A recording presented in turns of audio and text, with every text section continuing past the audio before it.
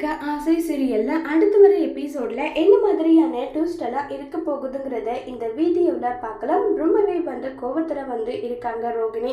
வித்யாலும் எனக்கு சாதகமா எந்த ஒரு விஷயமும் பண்ணாம அவளும் எனக்காக இப்படிதான் என்கிட்ட கெட்ட பேர் வாங்கிட்டு போனா, கடைசியில நீயும் இப்படி பண்ணிட்டு இருக்கல, எல்லாருமே எனக்கு நம்பிக்கை துரோகம் பண்றீங்க, யாரும் உனக்கு நம்பிக்கை துரோகம் பண்ணல, எல்லாருமே உனக்காக தான் இருக்கும், அதை நீ ஏன் புரிஞ்சிக்க மாட்டேங்கிறேன்னு சொல்லி பேசிட்டு இருக்காங்க. சரி, இப்ப முடிவா என்னதான் சொல்ற, நீ முத்து மேல கேஸ் கொடுக்க முடியுமா முடியாதா?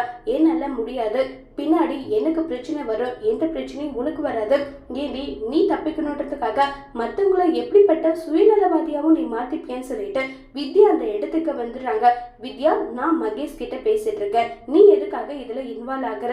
அவ முட்டாள்தனமா உனக்கு உதவி பண்ணிட்டு இருக்கா, உனக்கு உதவி பண்ணி கடைசியில முட்டாள் ஆனது நான், அந்த மாதிரி தான் அவளையும் ஆக்க போறியா? இங்க பார், நான் என் லைஃபை காப்பாத்திக்க என்ன பண்ணணுமோ அதை தான் பண்றேன், மகேஷ் நீ உதவி பண்ணாதுன்னு சொல்லிட்டு மாறி மாறி ஆர்கியூ பண்ணிட்டு இருக்காங்க. சரி, யாரை வச்சு என்ன பண்ணணுமோ அதை நான் மூவ் பண்ணிக்கிறேன், நீங்க யாருமே எனக்கு உதவி பண்ண மாட்டேன்னு சொல்லிட்டீங்களா, ரொம்ப சந்தோஷம் சொல்லிட்டு ரோகிணி கோவமா அங்கிருந்து கிளம்பி போறாங்க. அதோட இந்த ப்ரோமோவை முடிச்சிருக்காங்க.